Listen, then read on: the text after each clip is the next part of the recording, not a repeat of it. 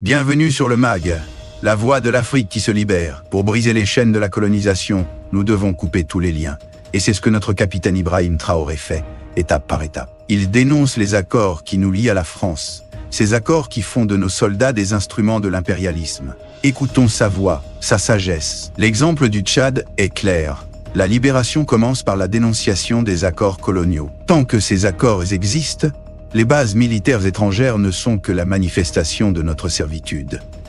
Nous devons nous réapproprier notre destin, nos ressources, notre avenir. L'Afrique se lève et elle dit non à l'oppression.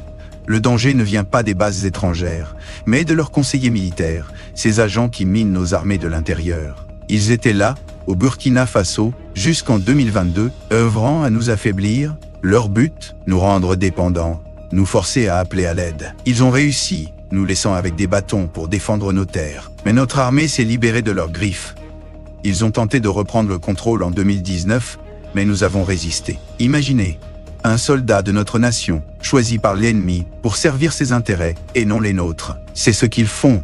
Ils nous divisent, ils nous affaiblissent. Mais nous, enfants de l'Afrique, nous disons non. Nous reprenons notre destin en main. Nous construisons nos propres forces pour défendre notre peuple et notre terre. Ils utilisent nos soldats comme des armes contre nos propres nations. Quelle injustice! Mais cela ne durera pas. Notre capitaine Ibrahim Traoré brise les chaînes de la servitude, ces systèmes qu'ils ont érigés depuis l'époque coloniale. Il défend notre dignité, notre souveraineté. C'est pourquoi nous le respectons. Ils ont tenté de corrompre nos soldats, de les acheter pour trahir notre capitaine, notre peuple. Mais ils ont échoué. Nos soldats sont loyaux, résilients. Sans eux, notre nation serait à genoux. Nous devons saluer leur courage, leur patriotisme. Ils sont le rempart de notre liberté, de notre avenir. Notre capitaine Ibrahim Traoré se tient debout face à l'ennemi. Il connaît leurs tactiques, leurs mensonges, et il les dénonce avec courage. Son audace, sa ténacité, nous inspirent. Nous espérons voir d'autres dirigeants africains suivre son exemple, briser les chaînes de la servitude.